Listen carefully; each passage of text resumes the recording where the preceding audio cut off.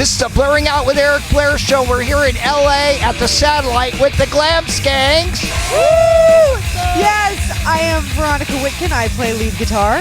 My name is Millie Chan and I play bass. I'm Jessica Goodwin. I play drums.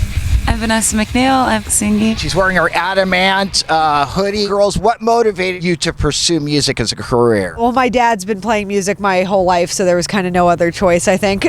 Well, what got me into it is I've been an angry teenager like most, got into punk rock, and playing music made me feel better and it let a lot of things out and it saved me. So wow, that's why I love music. Classic. That sounds deep. It is deep. For me, just really a love for music. That's really it. For me, I love harmonies and melodies, and I grew up singing in the church, and I love developing songs and melodies, and it's what I love to do. It's so fun. What kind of church was that? Catholic. What inspired the Glam Skanks lightning bolt through the lips logo? Oh, that was a combination of some of our favorite logos, the Rolling Stones tongue, the Rocky Horror lips, and then the lightning bolt just I actually have it on my arm there. It was just kind of a combination of the great glam rock. Bowie had the lightning bolt, so we just kind of combined all the different great rock and roll glam logos into one.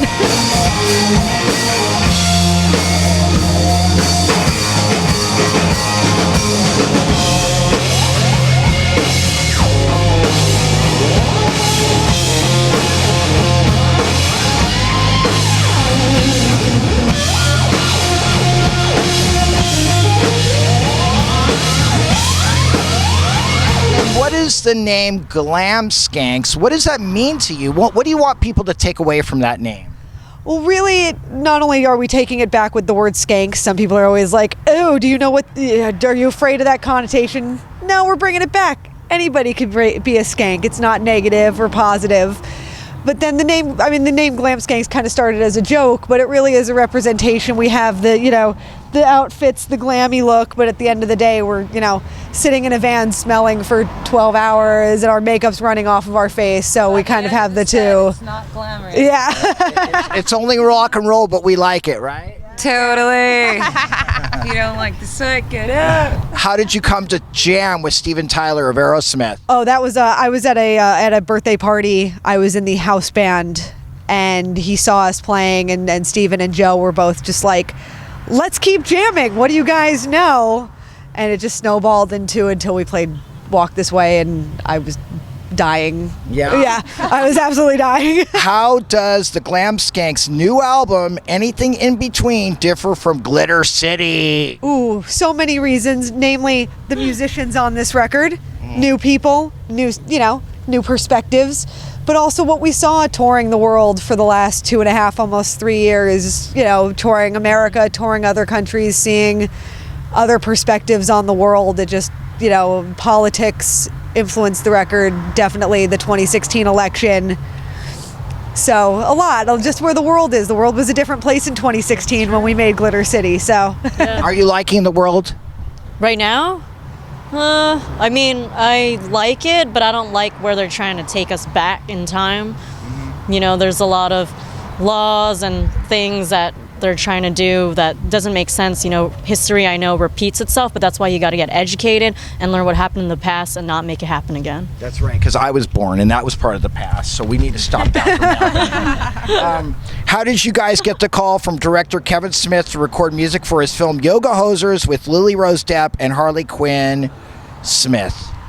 that was through a mutual friend. My dad, Bruce, was actually recording Lily Rose and Harley Quinn for some of the soundtrack, and I'm a huge Kevin Smith fan. So I just gave him our EP at the time, and I said, hey, I'm a huge fan. Check out our music. A few days later, he calls my dad up and goes, we're looking for a girl band to do some covers for this movie. These girls have the exact sound that I'm looking for.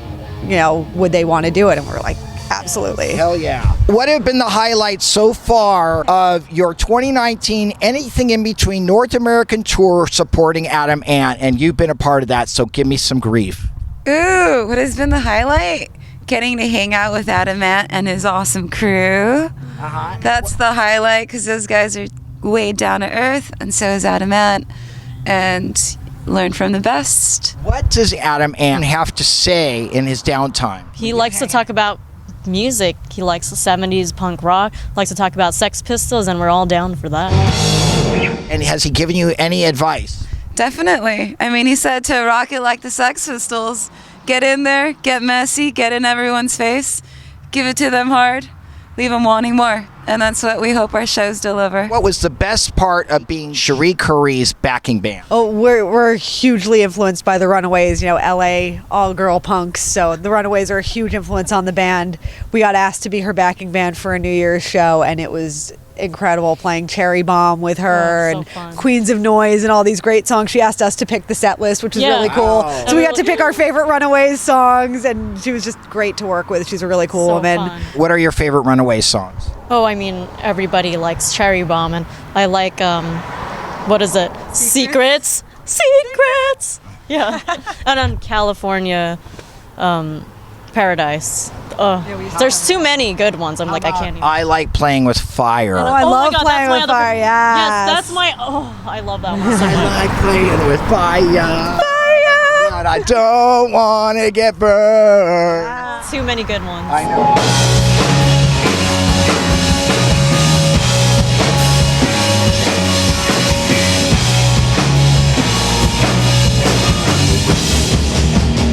You guys opened for Alice Cooper, right? Did he have any advice for you also? He didn't have advice as much as he asked if he could have borrowed our eyeliner after the fact. He said, I hope it's okay. I borrowed somebody's eyeliner. We started laughing. We're like, oh, haha. And he goes, no, I'm not joking. I actually borrowed your eyeliner. I hope you girls don't mind. We're like, "Hell what? yeah." Yeah, why would we mind? 3 albums that you would have to have on a desert island. No, I can't choose 3. I can't. I just can't. It's too hard. you Okay, know? she's gonna take this. Okay, you can't handle it? Okay. Number 1, always The Rise and Fall of Ziggy Stardust and the Spiders from Mars by David Bowie. Okay. Electric Warrior by T-Rex. Oh yes, I agree.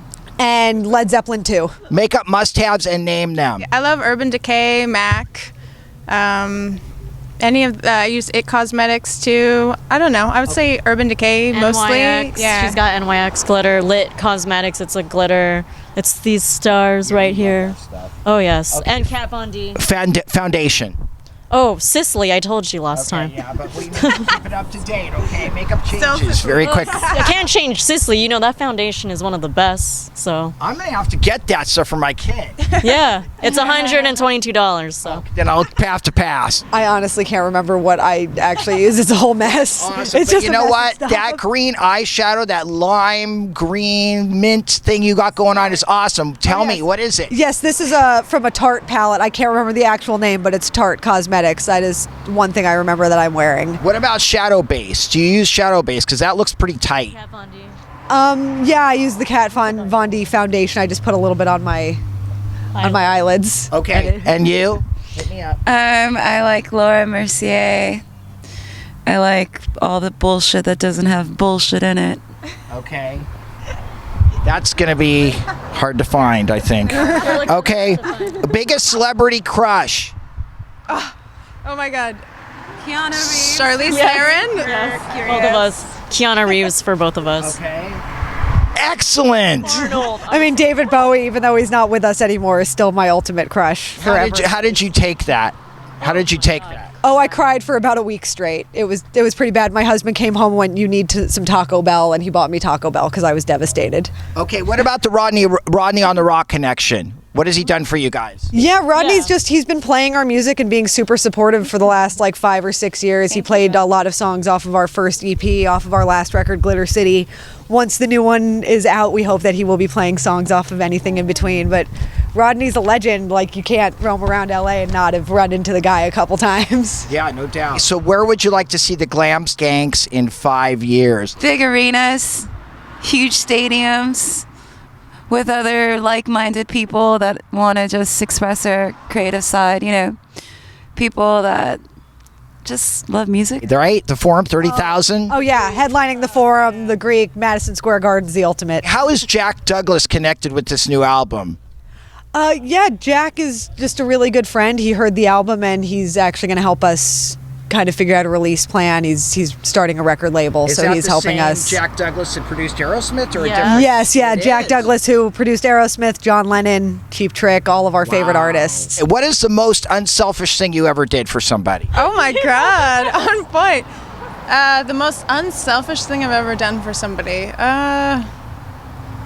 That's tough. I mean, I've definitely, like, if someone, like a homeless person, has asked me for some food or something and I'm walking into 7-Eleven and I've said, go in and get whatever you want, and just paid for it. But I don't know. I'd have to think more about what would be the most unselfish. I think that'll work. Okay, and you?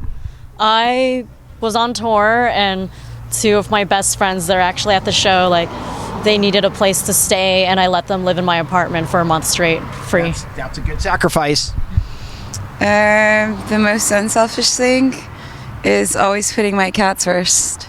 And you? I have a band house, so I put up any bands that come through LA, no questions asked. They can crash on my couch. So if you want to put Glam Skanks up where you live, we will totally put you up somewhere. No questions asked. Stay on my couch. So how do you guys not become casualties of sex, drugs, and rock and roll? Too late for that.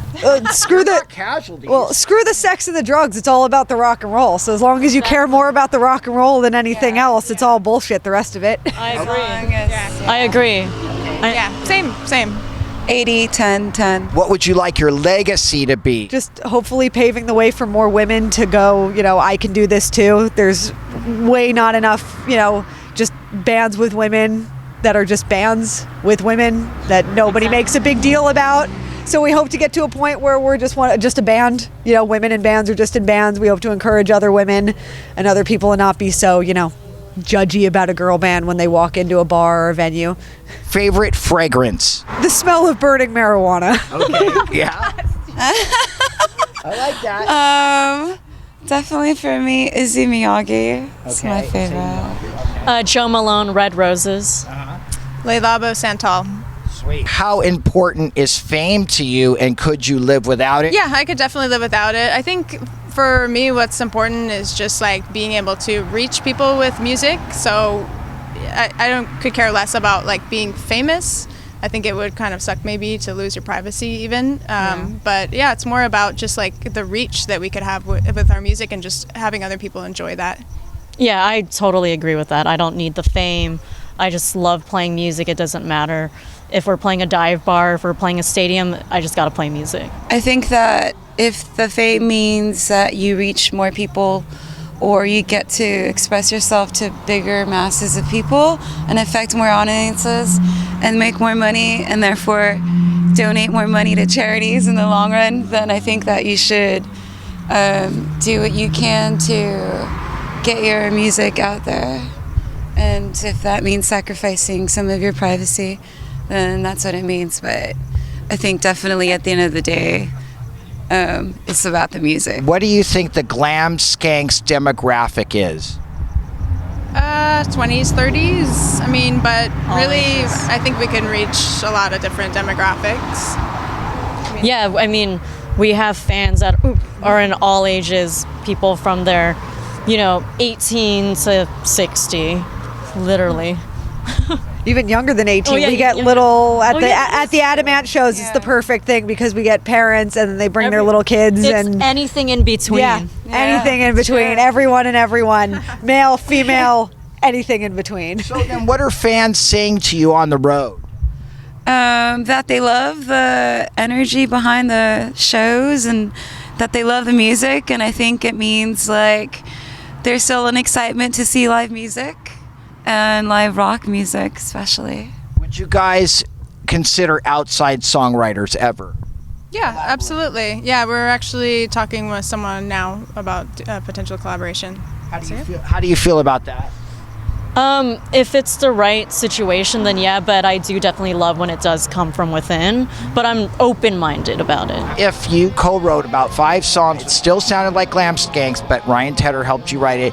If you knew that you could cross over and sell 10 million albums, would you do it? Depends on the message of the song and if it's something we believe in at the end of the day. I think that's more important to us than who's writing what or anything like that. As long as it fits the message and the meaning behind Glam Skanks, we're open-minded to anything. What's next for the Glam Skanks? We're currently working on something we actually can't say, but we're leaving town in less than a month to go hit the road again. Announcements to be made very soon. And hopefully releasing the album, anything in between, in the next few months, and just keep touring. All we want to do is keep touring. So if anybody wants to take us on tour with them, we're here. Okay, so that is going to happen. Okay, I'm sure somebody will take you on tour. Somebody big, like Ozzy. I'm just kidding. Would you go on you'd open for Ozzy? Oh, hell yeah. Right, this is a Blairing Out with Eric Blair show with the Glam Skanks. Signing off.